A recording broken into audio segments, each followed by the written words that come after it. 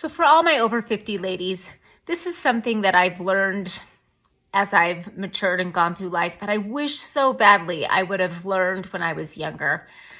As a mom, and I think as women in general, we tend to always focus on filling everybody else's cup. We feel this kind of responsibility to take care of everyone else, and we always put ourselves last. I've realized that as I've gotten older, the importance of making sure that my own cup is full. And I wish I would have learned this earlier in life, because I have found that when I fill my own cup and I'm taking care of myself and doing things for myself that bring me joy and make my cup full, I'm actually a better mom, I'm a better wife, I'm a better friend, I'm a better daughter than when I feel completely depleted all the time. So I guess that's just my thought for the day. I hope that every one of you will reflect on your lives and try to make a place in your life to put yourself first, son, so that you can fill your own cup. Hello, peace. Peace to the family, peace. We are back with some more videos, and I decided to kind of hone in on a bit of a age group. Actually, it's my age group. It's my age group. So we're gonna go over some wisdom, some lessons that we've learned now that we are over 50. Welcome to the channel. Like and subscribe, and let's get into the video, and I'll see you back shortly. This is the most important thing for you to understand as a woman over 50. It is a complete game changer. I'm speaking from experience because I accepted this truth in my own life. That important truth is this: it is not too late to want something different. I don't care what society has told you. I don't care what your immediate circle may be telling you. I don't care what your own limiting beliefs are telling you. Because here's a little secret that you should know. Most of that chatter that's going on in your head, those are not even your thoughts. They're not even your beliefs. You have taken on the opinions of others of what you can and can't do, or should or shouldn't be doing. I'm 56. And I found myself in this space a few years ago where I was like, this isn't it for me. I know it's not it for me. I want more. I want to do something different. What it involves is getting clear on what that different thing is, and then getting out of your own damn way and starting to move in that direction. I have got some great tips, some great information I would love to share with you. Book a call with me. Let's talk it out. This is the season where you finally get out of that mindset of self-sacrifice. Maybe there was a time in your life when you decided that you were going to set aside your own goals and dreams to take care of family or whatever obligations you felt were worth prioritizing at that time. Well, it's a new season now. Self-love is moving to the forefront. How I survive stress as a woman over 50. First, I've stopped apologizing for taking time to do what I want to do, even if it means I'm just sitting there thinking about what's next. I'm taking "I'm sorry" out of my vocabulary. 2, get moving. I literally get out of bed and I start moving, even if it means like this, working out in the middle of my bedroom on Zoom. It keeps my mind free and gets my day started right. And 3, changing up my diet to make sure my foods are working with my hormones right now, not against them. More fresh, less package. That's what I'm working on. More planned, less spur of the moment meals. Things I do in my 50s, I wish I would have learned sooner. I don't think bad thoughts about myself or talk to myself in a mean way. Your brain has to discern whether things that you hear are real or not, and if you are saying them from your mouth to God's ears. So it's super important that you talk kindly to yourself because you are listening. I grew up and had so many decades of speaking badly to myself as if I was punishing myself for my mere existence. And now I realize that it's super important to love myself because the whole world is kind of out to get you. And so why would you also want to be mean to yourself? I tell myself how much I love my body because of what it can do and what it has done for me in positive ways. I can still have goals for my body.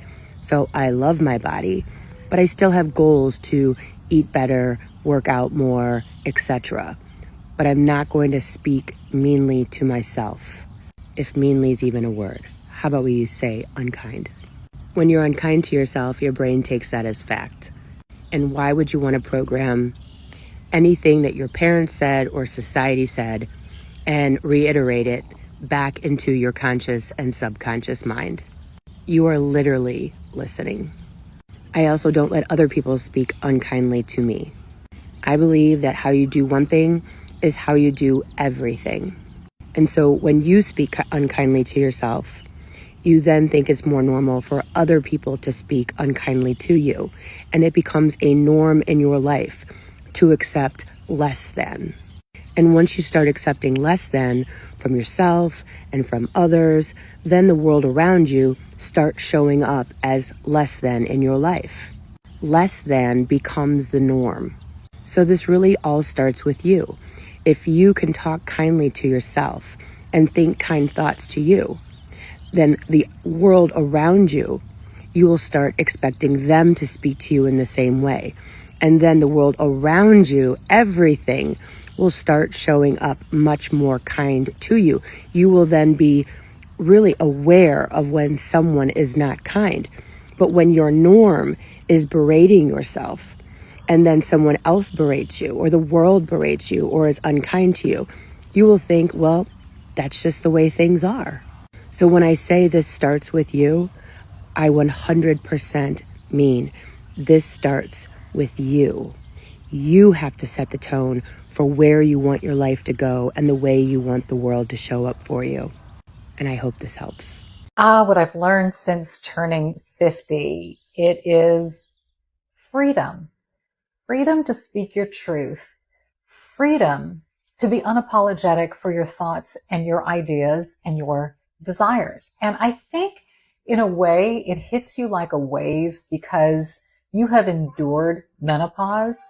And if you can go through that, you can go through anything. And I think that the threshold for BS is just right about here, and you can't take it anymore. And I find that once you turn 50, there is this wonderful, liberating, freeing experience of speaking your truth. I'm 53 years old. If I could go back, here's the advice I would give to my younger self. Don't be in a rush to do the adulting. Stay home, work on your skills, your self-worth, your education, invest in yourself, especially if you have supportive parents. Stay home for as long as you can, because being in a rush to go pay bills is ghetto. I want to jump in. She said something that definitely hit me before I turned 50. But staying at home as long as you can when you have parents or when you have guardians or adults that support you. Being in a hurry to have the adult life when you're not equipped, you're really setting yourself up for failure or just finding your way is a little bit more difficult because turning 18 does not mean you're an adult. It means you're adult, but it does not mean that you are ready, equipped, and prepared to live the adult life. So that's something that I really saw, and I really said that I would definitely, if I could do it over again, I would definitely stay at home a little bit longer. I left home at 18 with the college, and just from that point on, just went living my adult life. But I don't think that most average 18-year-olds are ready to jump out into life. So if I could give any advice, it would be to, while you are in high school, the last years of high school, couple years of high school, map your next 5 years out. Have a plan so when you do go out into the big magnificent world, that you are more prepared and you're more equipped with how life can be at times. Listen to me. When you're young, you think that you know everything. And I'm telling you, you don't. Being in a rush to become an adult, to start paying bills, you will soon find out that it ain't all it is racked up to be. To know your worth. You're worthy just because you're born. You're worthy because your essence is from God. Your worth is innate, it's intrinsic. It has nothing to do with getting married, being a wife, carrying a child, or knowing how to cook and clean and how to take care of a man. That is not what being worthy is. Here's something I wish I had learned a lot sooner. Protecting your peace isn't rude, it's maturity. You don't owe constant access to anyone. When you start choosing calm over chaos, peace over pleasing, people might call you distant. Let them. You're not avoiding them, you're choosing you. Protect your peace like you protect your home. Not everyone gets a key. Y'all have a great day. Be good to you. Thank you, thank you, thank you to those women who helped us with today's video. I wanted to also go over, I'm calling these the 5 cells. The 5 cells. One is self-love. If anything, I really, really wish that I would have gotten sooner before turning 50 would be how important it is to love self. Not just getting your hair done, nails done, being in pretty clothes and that type of, that's self-care. That's cool. But really harnessing the energy of self-love. I know it's thrown around a lot lately, but it's definitely something that I wish I would have been able to get a lot sooner. Self-realization. There are a lot of things within myself that I didn't even realize until I made 40. By the time I made 40, I started to realize things within myself that I didn't know. And it's small things and big things. Like, for example, you realize that, let me be nice how I say this. You realize that everybody not in your life to bring you, to add to you. Sometimes people in your life to just subtract. So, but that comes with self-realization, realizing within you who you are, what you bring, the values that you hold and that you can give to connections and relationships. Self-awareness. This is one of my top 2. Self-awareness. We don't really get to experience ourselves because you can do things and you don't really understand and understand that what you've done offended somebody or hurt somebody's feelings, or that they take what you did the right way or whatever, because you're not aware of self. So you have to really be aware of your ills and your isms and what triggers you. You have to be aware of what make you happy, what make you sad, what make you, emotional. All those things are going to help you regulate and balance. I had my 12-year-old tell me yesterday, which I've known this all his life. I've known this. I could tell when he was a 1-year-old. He said, "Mom, I think I got an anger issue. I think I really have an anger problem." And I said, you just, whether you know it or not, you just accomplished a really, really great feat by becoming aware that you have an anger problem. But as well as, I don't desire for you to label yourself like that. But that's just the truth of the matter. But now you have to be able to create things that's going to help you balance that. But now you're aware. So self-awareness is something that I learned way after I got older. Self-worth. It's not about materialistic things. I learned this much, much too late, in my opinion. But everything flows through how worthy you feel. If you're an entrepreneur, your business is going to flow based upon your worthiness. If you're in relationships, it's going to be based upon your worthiness. So self-worth is highly, highly important.